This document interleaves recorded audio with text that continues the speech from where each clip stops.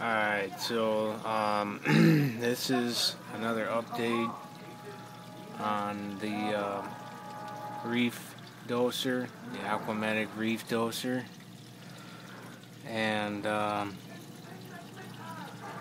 things are going pretty good with it now so far.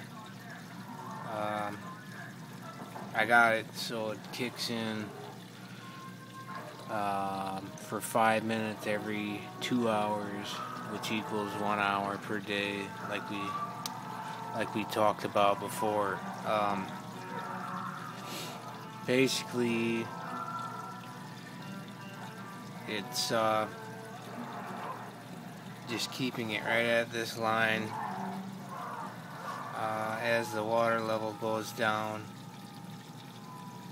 through time, then this kicks back in, every 2 hours and fills it back up, and it keeps it nice and full, and it doesn't fill it over too high. So I haven't had to do much tweaking with that yet. It's been about 4 or 5 days or so since I started it. One thing I also did was I started dosing, started adding some of this stuff to my ATO reservoir, which is right here, 5 gallons, and it just goes in a little hose, goes down through the lid, and just takes the water out of there and puts it in here. See it, if I turn this, you can see it dripping in there.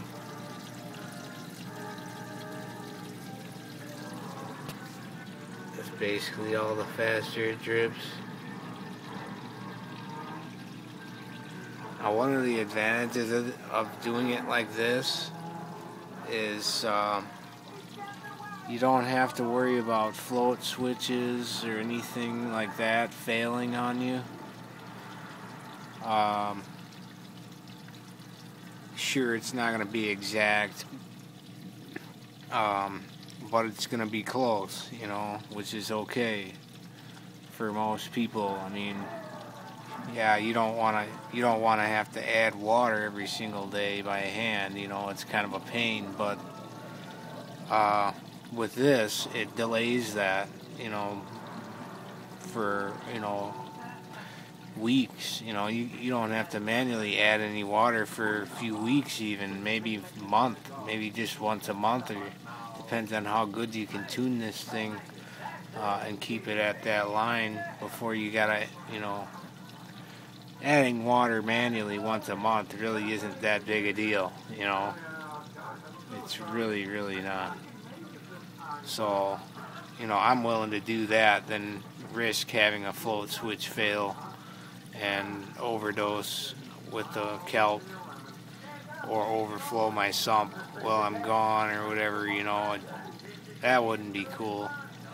And with the peristaltic system, there's no impellers or anything to get caught, get calcium deposits on, breakdown or jam or any of that. These tubes here, if you keep them lubricated with some good, silicone lubricant, there's, some good natural food grade silicone, they'll last a long time.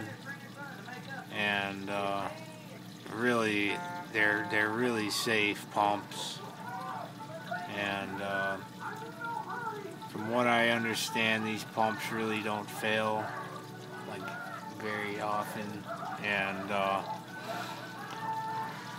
yeah, it's doing really well for me. It's really nice to be able to just come home from work and chill, watch a movie, and frickin' just go to bed, without having to get in bed and realize, oh, I didn't add my top off water, and then I gotta come running down and frickin' get out of bed and go and do that. It's nice.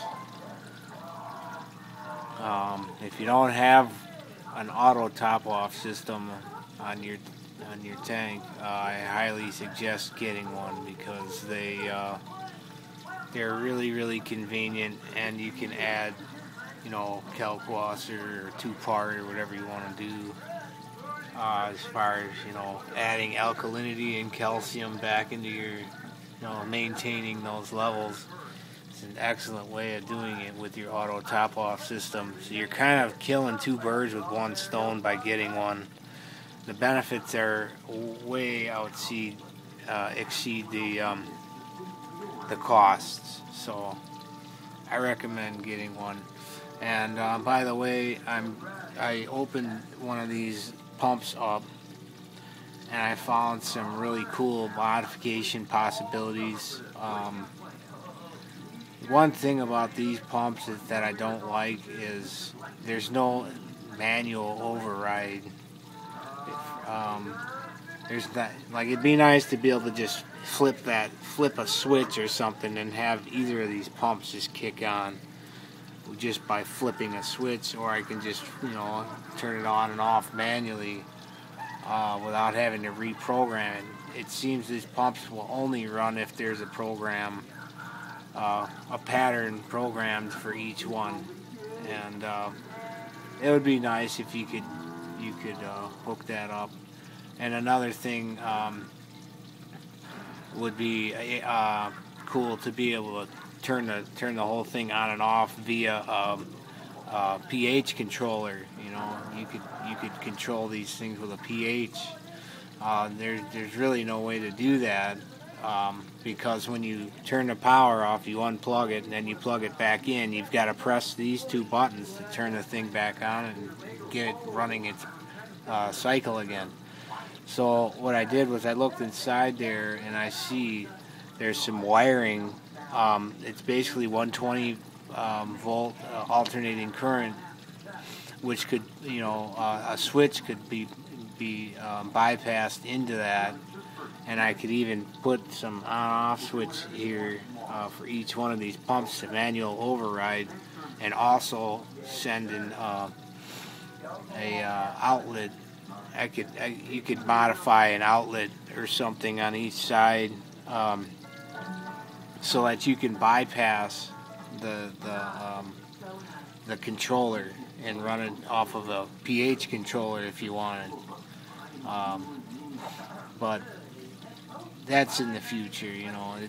It's definitely a possibility. I can't believe how simple these things are on the inside. They're very simple, and there's lots and lots of modification possibilities. One of the things here I was going to do is, because these panels don't offer any support for the motor shaft, all they do, you know, there's a lot of torque on these, and they push, and there's nothing to support it on the end, so it kind of causes their motor to wear out a little faster. So what I was going to do is come up with a ball bearing system where I put a ball bearing here and a little knob at the end here, like a nipple that fits into the ball bearing that will support it and keep it supported on the top as well as inside the bottom to prolong the life of the motor, which would help, you know, stabilize the motor and keep it from back siphoning issues. You know, keep those down to a minimum, and make the thing just all around more efficient as far as, you know, pumping, things like that. Anyways, yeah, there'll be more videos to come. When I find a need to modify this thing, I'll be sure to let you know. There's definitely mod possibilities for these. They're really cool for that aspect. Anyways, thanks for watching. Bye-bye.